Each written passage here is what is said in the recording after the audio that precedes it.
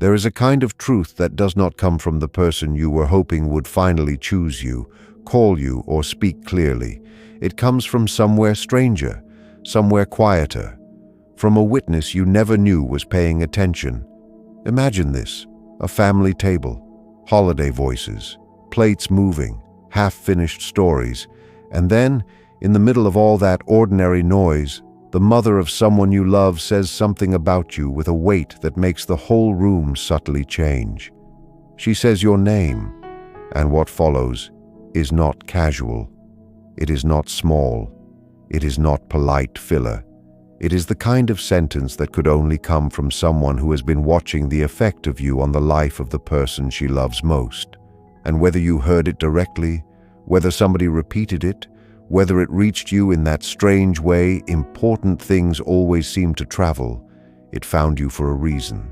So stay with me, because this is not just about what she said. It is about what shifted in you when those words arrived. It is about the quiet place inside you that has been asking for proof, asking if you mattered, asking if what you felt was ever truly real on the other side. Listen carefully now. Do not rush past this, because sometimes the clearest answer does not come from the one guarding their heart. It comes from the one who has been standing nearby, seeing everything, and finally decides to speak. What changed in you was not loud. It was not dramatic. It was not one of those movie moments where every question disappears in a second. It was softer than that, more powerful too. It was like the light in a room shifting late in the afternoon, when nothing in the room moves, and yet everything looks different because something new has entered it. That is what happened when those words reached you. A mother spoke about you in a way you were never meant to hear, and still the truth traveled toward you like it had your name on it from the beginning. This kind of moment matters because it does something very specific. It moves the question. Not the whole story, not the whole connection, but the question. The old question you have carried in silence. Did I mean anything? Did I reach them? Was I just one more passing feeling, one more temporary person, one more name that would eventually fade? And now something outside the connection itself has answered back. That matters more than you may realize. Stay here with me, because this is where many people leave too early. They hear a beautiful thing and treat it like comfort. But this is more than comfort. This is evidence, emotional evidence, human evidence, witness evidence. And when that kind of truth enters your life, you do not need to force it into a bigger meaning too fast. You only need to let it stand where it belongs and do its work inside you. There is something about family gatherings, especially holiday tables, that loosens what people normally keep arranged and controlled. People come together in older roles. Older memories wake up. The polished version of everyday life gets thinner. The room gets warmer. The guard gets lower. And in that softer, fuller atmosphere, things often come out that have been sitting inside people for a long time. Not because they planned to say them, not because they wanted to make a speech, but because the setting makes truth easier to release. A mother at a family table is not just making conversation. She is sitting with years of observation inside her. She has watched her child through moods, silences, tension, distance, hope, disappointment, and all the tiny changes that other people miss. She knows when something is different even if her child says nothing. She knows when a name matters. She knows when an absence matters even more. And when she finally speaks about someone her child loves, she is usually not speaking from a guess. She is speaking from a long private file she has been building without announcing it. Detail after detail, shift after shift, change after change. She has been reading the emotional weather of the person she loves most, and somewhere inside that weather, you kept appearing. So when she said something about you, it was not random. It was not social kindness. It was the release of a truth that had been forming quietly for a long time. That is why it carried weight. That is why it stayed with you. What she offered was the testimony of the witness. That is what this really is. Not a confession from the person you love, not a perfect direct answer from the connection itself. Something rarer. Someone who loves them deeply has been watching what your presence has done to them from up close, from the side, from behind the scenes, in the ordinary hours where people cannot fake their emotional lives forever. A mother sees things few others can see, not because she is always right about everything, but because she has spent years learning the inner language of one particular soul.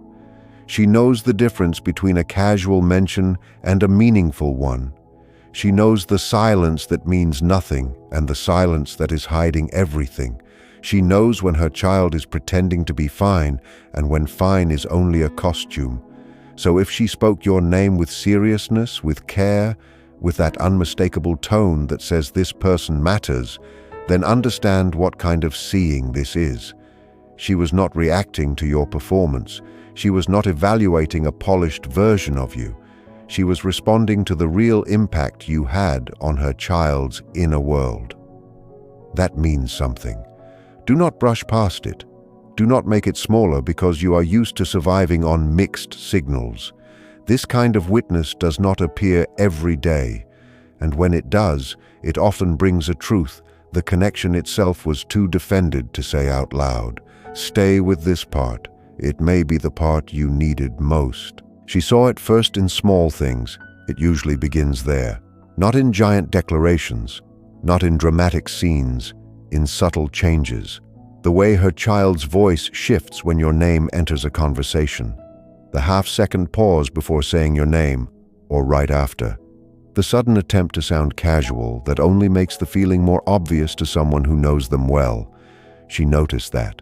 She stored it. She did not need to question it right away. She just kept watching.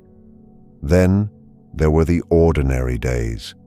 The days when something between you was warm and her child moved through the house with a lighter spirit, a softer face, a fuller kind of presence.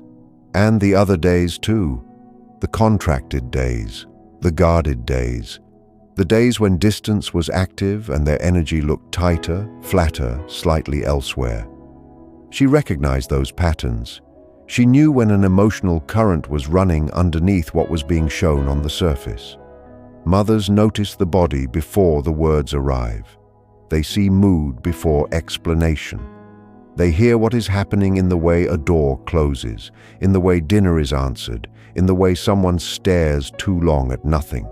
And somewhere in those patterns, you kept appearing again and again, not always directly, sometimes through silence, sometimes through over-control, sometimes through a missing topic that felt too carefully missing to be accidental. And every one of those moments added to the picture she was building of who you were in the emotional life of her child. She also saw you in what was not said. This matters. Sometimes silence tells the whole story if you know how to hear it. Your name may not have come up often, but that can be part of the evidence. A name carefully avoided is not the same as a name forgotten. A subject handled too lightly, too quickly, too neatly often hides a feeling too large to be touched in a casual way. She knows that. She has known that for years. She knows the difference between disinterest and protection. She knows when her child is steering away from something because it means too much, not because it means too little. She heard the silence around you. She heard the management around you. She heard the tension of someone trying to keep a big feeling inside a smaller sentence. She watched how the future was spoken about when you were unresolved. She noticed the missing shape in those future plans, the place where something wanted to exist but had not been admitted into the room yet. That is not a small thing for a mother to notice. It means she was not just hearing words. She was reading structure, emotional structure, the shape of absence, the weight of restraint. And while her child may have thought the distance was working, may have thought the defenses were convincing, someone older and closer was seeing straight through them. So when the moment came and she finally spoke, she was not inventing meaning. She was naming what had already been visible to her for a long time. That is why her words landed with such force. You need to understand what this does to the question you have been carrying, because you have been loving inside uncertainty, and that is exhausting. It drains the spirit. It makes every warm moment feel beautiful and every quiet moment feel dangerous. It makes you study details too hard. It makes you wonder whether you imagined what felt obvious in one season and impossible in the next. That kind of loving creates a deep tiredness because the heart keeps receiving signals, but the mind never receives enough stable confirmation to rest. So you keep standing in the doorway of your own experience, unsure whether to trust what you felt. And then one sentence comes from an unexpected witness and changes the information. Not everything, but enough.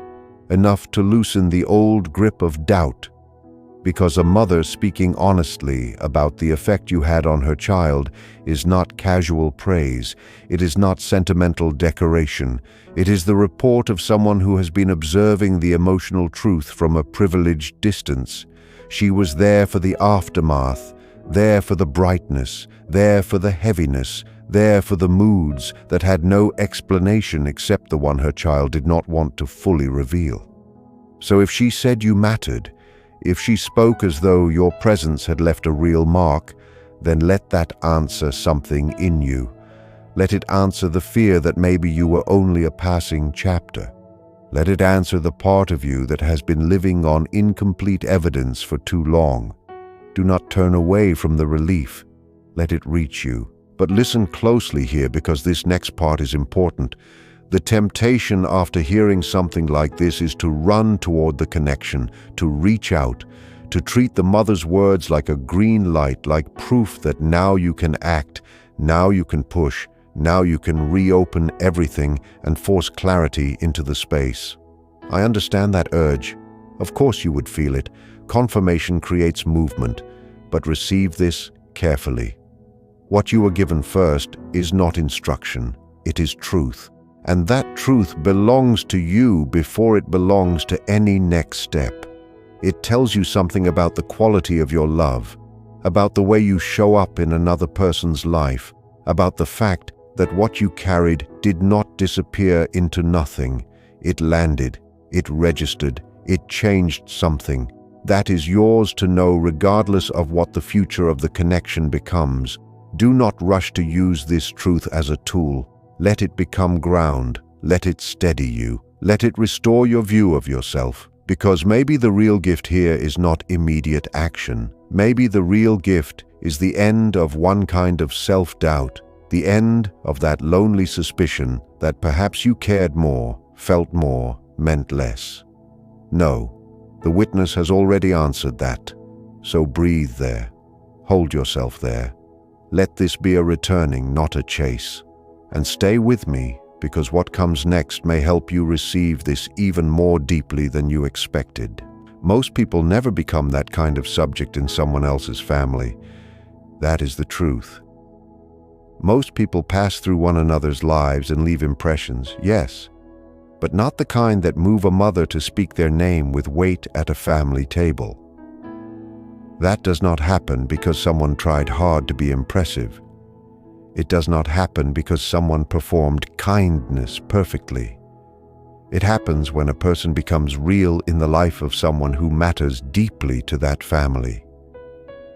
It happens when your presence changes the texture of their days in a way other people can feel, even if the relationship itself remains partly hidden, partly managed, partly unsaid.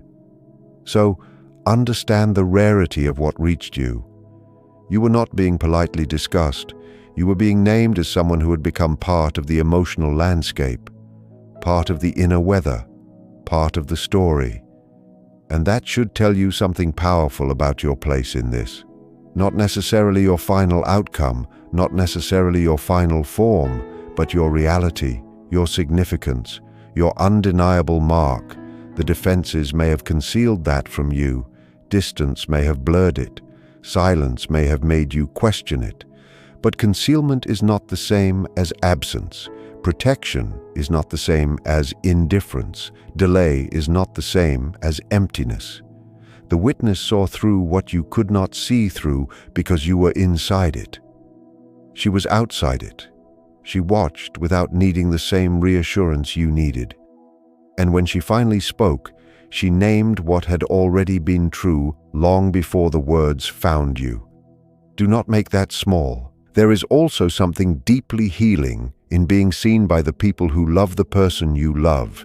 It is a different kind of recognition. It does not come wrapped in romance. It comes wrapped in reality.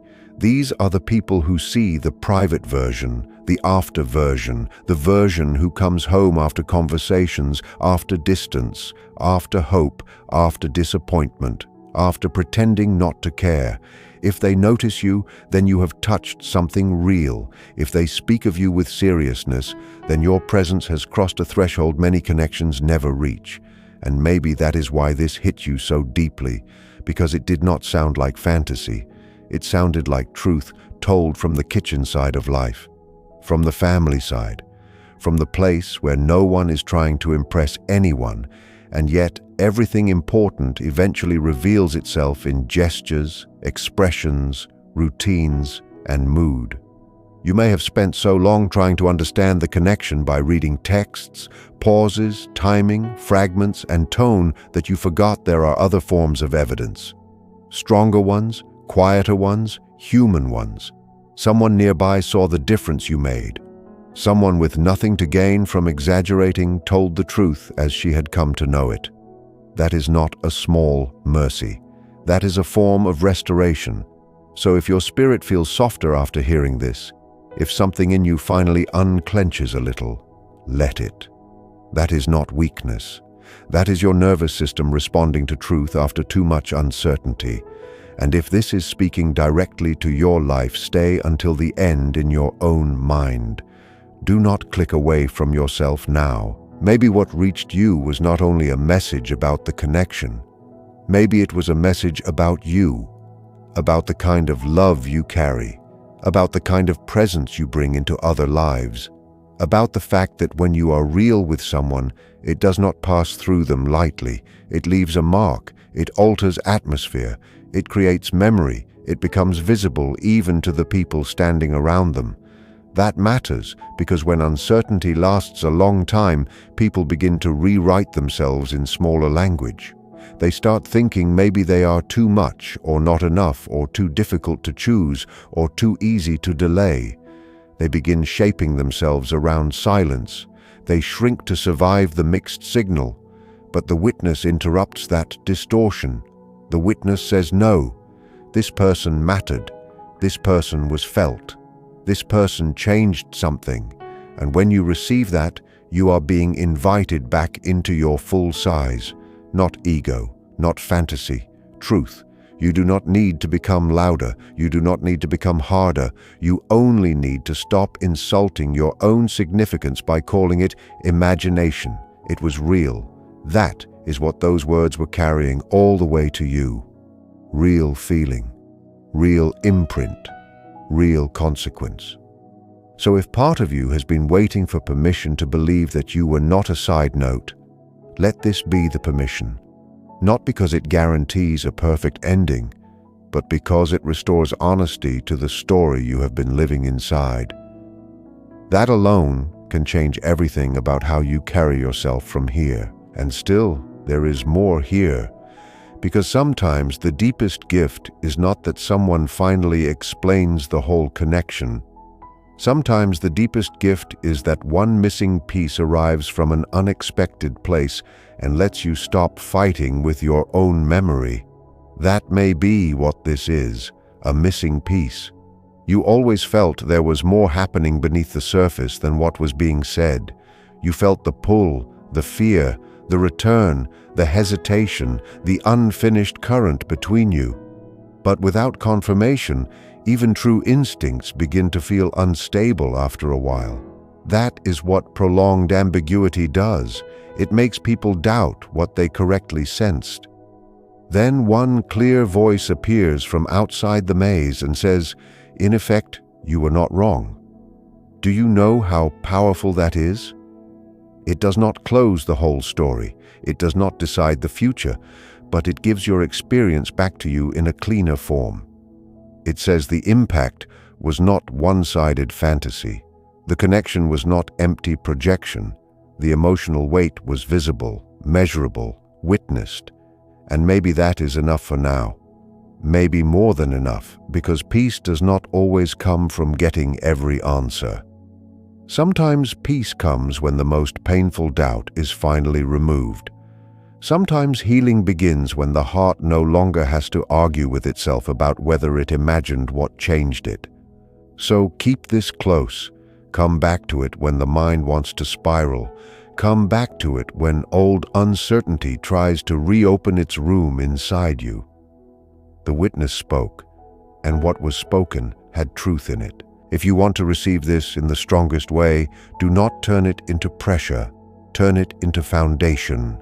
Let it support the way you see yourself. Let it remind you that real love leaves evidence even when it is not fully spoken. Let it remind you that some truths need time, and while time is moving, other people nearby are noticing more than you know.